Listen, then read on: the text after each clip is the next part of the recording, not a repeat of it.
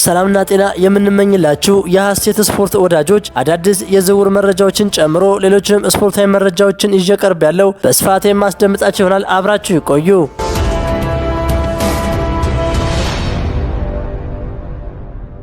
የማንቸስተር ዩናይትድ አሰልጣኝ ማይክል ካሪክ ሞርጋን ሮጀርስን ለክለቡ የክረምት የዝውውር ኢላማ አድርገውታል። ካሪክ ቀደም ሲል በሚድልስብሮ በነበሩበት ወቅት ተጫዋቹን አሰልጥነውታል። ሆኖም አስቶን ቪላ ለተጫዋቹ ሽያጭ የክለቡ ክብረ ወሰን የሆነውን 80 ሚሊዮን ፓውንድ ስለሚፈልግ ዝውውሩ ውድ ሊሆን ይችላል ሲል ቲም ቶክ ዘግቧል።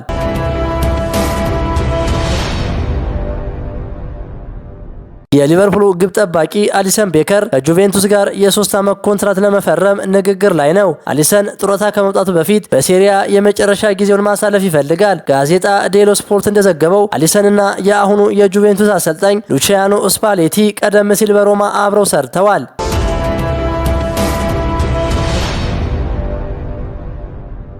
ጁቬንቱስና ኒውካስል ዩናይትድ ማኑኤል ኡጋርቴን በቅርብ እየተከታተሉ ይገኛሉ።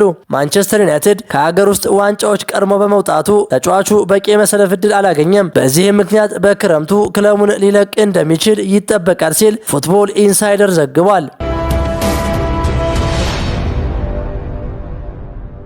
ኤሲ ሚላን፣ ቦሩሻ ዶርትሙንድ እና ጁቬንቱስ የአርሰናሉን ኢታን ንዋኔሪን ይፈልጋሉ። ንዋኔሪ በአርሰናል ቤት በቡካዮ ሳካና በኑኒ ማዱኪ ምክንያት የመሰለፍ ዕድል ያጣው ይህ ተጫዋች በአሁኑ ወቅት በማርሴ በውሰት እየተጫወተ ይገኛል።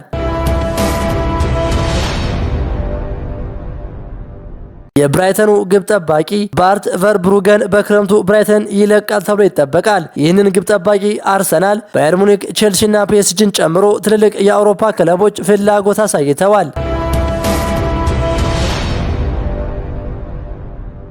የባርሴሎናው ማርክ ካሳዶ በክረምቱ ባርሴሎናን ለመልቀቅ ወስኗል። በአሰልጣኝ ሃንሲ ፍሊክ እቅድ ውስጥ እንደሌለ የተረዳው ተጫዋቹ ክለቡን ለመልቀቅ እርግጠኛ መሆኑን ተከትሎ ክለቡ ለሽያጩ 20 ሚሊዮን ዩሮ እንደሚፈልግም ታውቋል።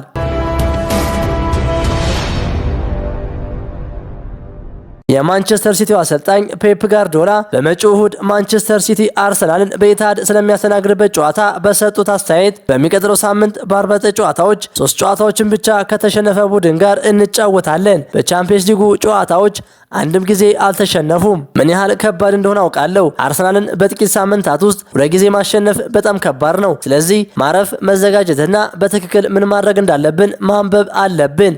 ግን ለደጋፊዎቼ እንዲህ ማለት እፈልጋለሁ። አርሰናልን በጣም አክብሩ። እነሱ እጅግ በጣም አስደናቂ ቡድን ናቸው። ሞኝነት አይደለም። እነሱ ያልሆኑትን እንዲሰማቸው ማድረግ አይደለም ሲሉ ገልጸዋል።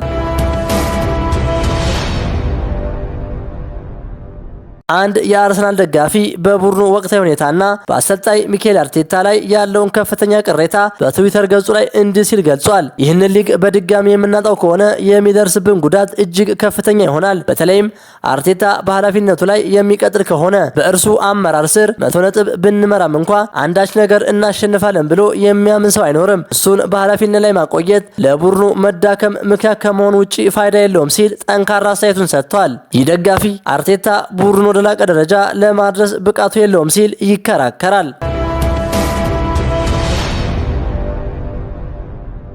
ትናንት በተደረገ የ32ኛ ሳምንት የእንግሊዝ ፕሪሚየር ሊግ ቀሪ መርሃ ግብር ማንቸስተር ዩናይትድ በኦልድ ትራፎርድ ሊድስ ዩናይትድን አስተናግዶ 2-1 በሆነ ውጤት ተሸንፏል። የሊድስን የድል ግቦች ኦካፎር ሁለቱንም ጎሎች ሲያስቆጥር ለማንቸስተር ዩናይትድ ካሴሜሮ ከመረብ አሳርፈዋል። ብሩኖ ፈርናንዴዝ በሊጉ በአንድ ዓመት 17 ለግብ የሆኑ ኳሶችን አመቻችቶ ያቀበለ በታሪክ የመጀመሪያው የማንቸስተር ዩናይትድ ተጫዋች ሆኗል። ሊድስ ዩናይትድ ማንቸስተር ዩናይትድን በኦልድ ትራፎርድ ላይ በሊጉ ሲያሸንፈው ከ1981 በኋላ ለመጀመሪያ ጊዜ ነው። ማንቸስተር ዩናይትድ በሁለተኛው አጋማሽ ግብ ቢያስቆጥርም በ10 ሰው መቅረታቸው ለሽንፈት ዳርጓቸዋል። ሊሳንድሮ ማርቲኔዝ በ56ኛው ደቂቃ ላይ በቀይ ካርድ መውጣቱ የዩናይትድን የአቻነት ግብ ፍለጋ አዳጋች አድርጎት ነበር። ካስሜሮ በ69ኛው ደቂቃ ላይ በጭንቅላት በመግጨት ያስቆጠራት ግብ ለዩናይትድ ተስፋ ሰጥታ የነበረ ቢሆንም ተጨማሪ ግብ ማግኘት ግን አልቻሉም። ሊድስ ዩናይትድ ከ16 ዓመታት በኋላ በኦልድ ትራፎርድ ድል ቀንቷቸዋል። ማንቸስተር ዩናይትድ ደግሞ ለቻምፒየንስ ሊግ የሚያደርገውን ግስጋሴ የሚገታ ሽንፈት አስተናግዷል።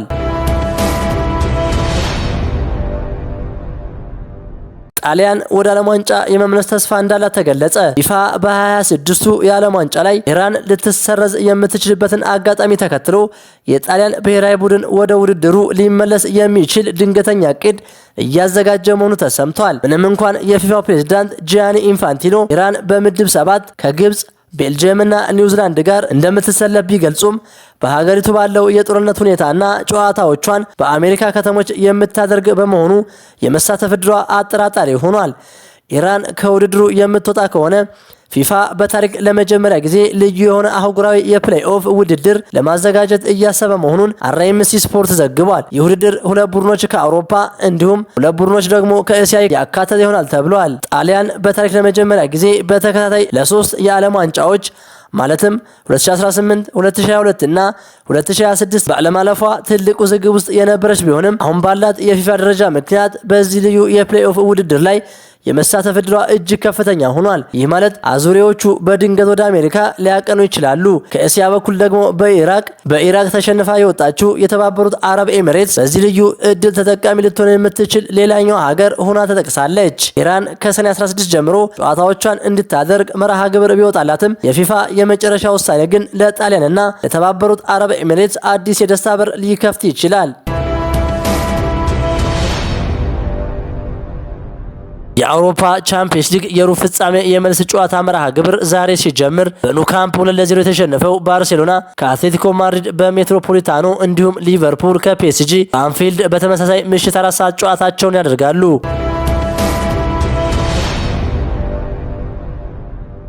ክቡራን የሀሴት ስፖርት አድማጮች የዛሬው የስፖርት መረጃችን ይህንን ይመስል ነበር። ሀሳባችሁን በኮሜንት አጋሩኝ። ለሌሎችም እንዲደርስ ሼር አድርጉት። ቸር ተመኘን።